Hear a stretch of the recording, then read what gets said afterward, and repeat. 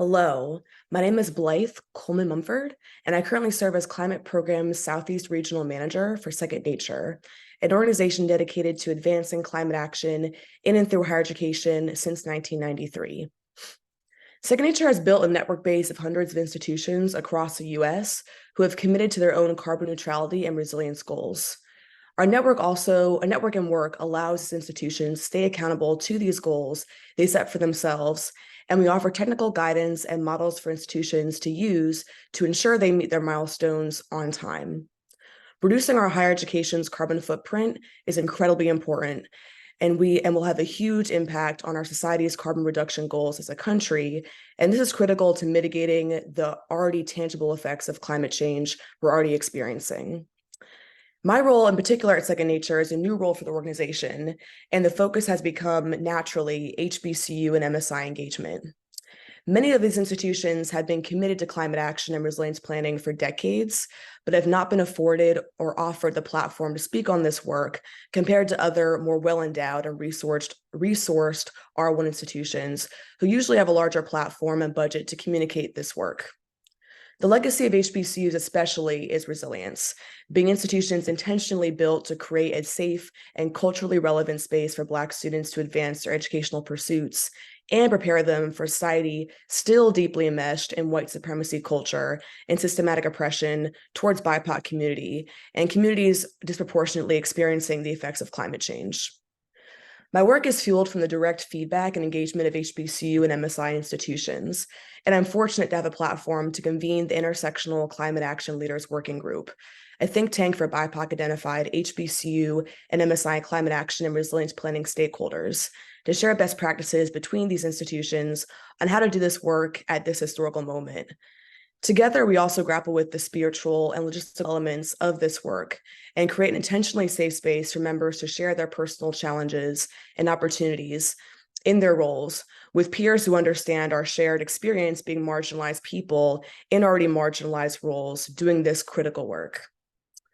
My work at Second Nature has been built through years of grassroots capacity building work for and with various organizations, becoming a food and environmental and food justice activist at the age of 15, as well as coming from a family of artists, HBCU graduates in STEM, and my own experience being a Black, queer, and disabled woman.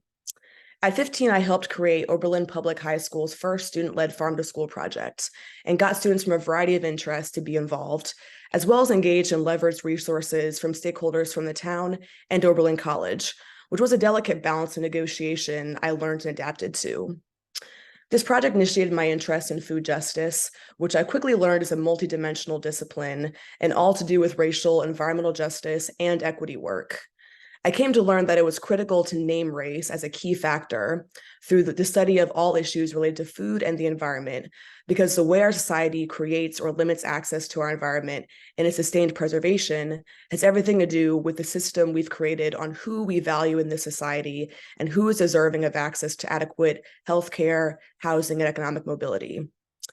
This history and context informs every decision I make in my career and my efforts to bridge the gaps I've seen in creating truly authentic and sustainable institutional and community partnerships. The way I convene spaces to ensure everyone's feedback is seen and reflected in the work we create together and the programming I create from an innovative and intersectional lens. I'm especially proud of a partnership I developed with Black Sustainability, Inc. in an effort to highlight the Second Nature institutional members within our Climate Leadership Network, the wealth of Black identified sustainability practitioners based throughout the US and African diaspora who can assist institutions with their climate action planning and renewable energy projects. It's so critical to highlight this representation as we've seen many Black professionals not utilized, compensated, or seen for the full breadth of their experience and expertise, and sometimes only brought in transactionally to support organizational DEI goals, which is not ethical or sustainable. This has been a similar issue for HBCU partnerships with R1 institutions, and which we're seeing more of, especially post George Floyd's death in 2020, which catalyzed more organizational and institutional commitments to equitable relational practices. However, we're seeing that many promises are still unfulfilled, unfortunately. My goal is to use my platform to advance the platform of BIPOC climate activism, community-based researchers, intergenerational relationships, and youth and HBCU leadership. These are my priorities because I intentionally implicate my identity and family legacy in my work.